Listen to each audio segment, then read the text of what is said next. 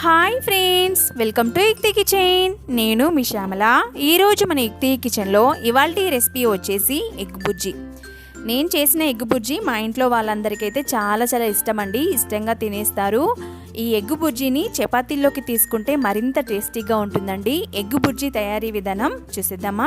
ముందుగా stove on చేసుకొని stove మీద ప్యాన్ పెట్టుకొని అందులోకి 2 టేబుల్ స్పూన్ల వరకు ఆయిల్ని వేసుకొని ఆయిల్ హీట్ అయ్యాక 1 టేబుల్ స్పూన్ జీలకర్ర, 1 టేబుల్ స్పూన్ ఆవాలను వేసుకొని కాస్త చిటపటలాడనివ్వండి. ఇప్పుడు ఇందులోకి 4-5 కట్ చేసుకున్న గ్రీన్ చిల్లీస్ని వేసేసుకోండి. గ్రీన్ చిల్లీస్ అనేవి ఆయిల్లో బాగా వేగాలండి. ఇలా వేగిన తర్వాత ఇప్పుడు ఇందులోకి సన్నగా తరిగి పెట్టుకున్న ఉల్లిపాయ ముక్కల్ని వేసేసుకోండి. నేను ఇక్కడ ఉల్లిపాయ ముక్కలు వచ్చేసి మీడియం సైజు ఉన్నవి ఒక 2 తీసుకున్నానండి. ఈ విధంగా సన్నగా తరుక్కొని యాడ్ చేసుకోవాలి. ఆ తర్వాత ఉల్లిపాయ ముక్కలని ఆయిల్లో అంతా కలిసేలాగా బాగా కలుపుకోవాలి. చూస్తున్నారు కదండి. ఈ విధంగా మొత్తం అంతా కలుపుకున్న తర్వాత కొద్దిగా సాల్ట్ని యాడ్ చేసుకుందామండి.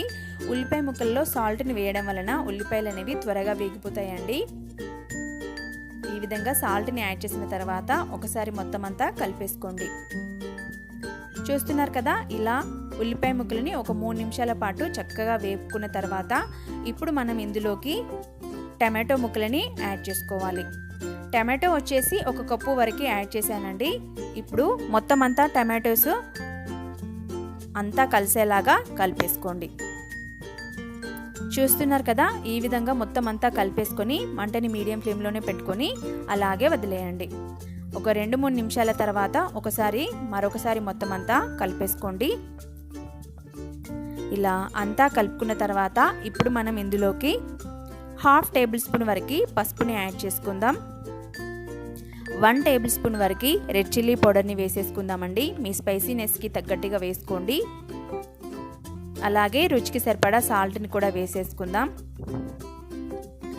సాల్ట్ని యాడ్ చేసిన తర్వాత ఇప్పుడు మనం ఇందులోకి ఒక 1/2 టేబుల్ స్పూన్ వరకు జింజర్ గార్లిక్ పేస్ట్ని యాడ్ చేస్తున్నానండి. ఆ తర్వాత 1 టేబుల్ స్పూన్ వరకు షాప్ నుంచి తెచ్చిన గరం మసాలా పొడిని వేసేస్తున్నానండి. ఎగ్ బుజ్జి కదండి, కాస్త స్పైసీగా చేసుకుంటేనే బాగుంటుంది. మనం వేసిన స్పైసెస్ అనేవి ఇందులో అంతా కలిసేలాగా బాగా కలుపుకోండి. అల్లం వెల్లుల్లి పేస్ట్ పచ్చివాసన పోయేంత వరకు చక్కగా బాగా కలుపుకోండి.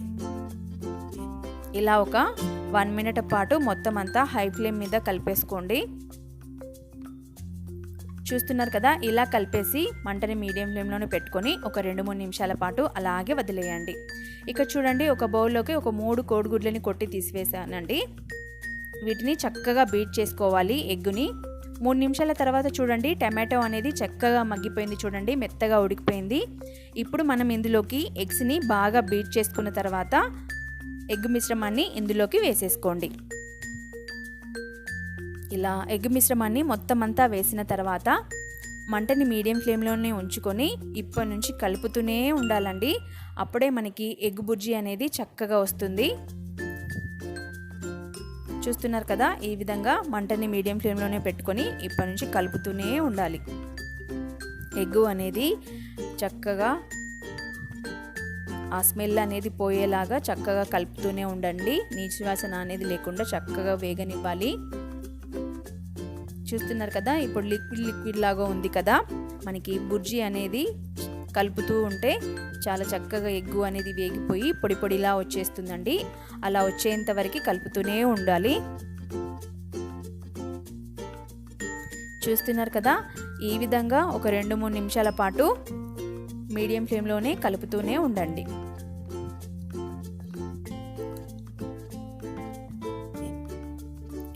ఒక 3 నిమిషాల తర్వాత చూపిస్తున్నాను చూడండి, మన ఎగ్ బుజ్జి అనేది ఇలా వస్తుంది చూడండి. ఇంకా ఒక 2-3 నిమిషాల పాటు ఇలాగే కలుపుతూ ఉండాలండి. ఆ తర్వాత మన ఎగ్ బుజ్జి అనేది ఇలా పొడి పొడిగా వచ్చేసింది కదా. చూడండి, ఎగ్ బుజ్జి అనేది రెడీ అయిపోయింది. చూస్తున్నారా. ఇప్పుడు స్టవ్ ఆఫ్ చేసుకొని సర్వ్ చేసేసుకోండి. చాలా టేస్టీగా ఉంటుందండి. పొడి పొడిగా వచ్చేస్తుంది కదా, పిల్లలకి కూడా చాలా నచ్చుతుంది. మీరు కూడా ఈ ఎగ్ బుజ్జిని ఒకసారి ట్రై చేయండి. చాలా టేస్టీగా ఉంటుంది. చపాతీల్లోకి అయితే మరింత టేస్టీగా ఉంటుందండి. ఇంకెందుకు ఆలస్యం, మీరు ట్రై చేసి మీకు ఎలా కుదిరిందో కామెంట్ సెక్షన్లో కామెంట్ చేసేయండి. చూసారు కదండి ఇవాల్టి రెసిపీ. ఈ రెసిపీ కనుక మీకు నచ్చినట్లయితే ప్లీజ్ లైక్ చేయండి. అలాగే మీ ఫ్రెండ్స్కి షేర్ చేయండి. మరిన్ని వీడియోల కోసం మన ఛానల్ని సబ్స్క్రైబ్ చేసుకోండి. Thank you for watching.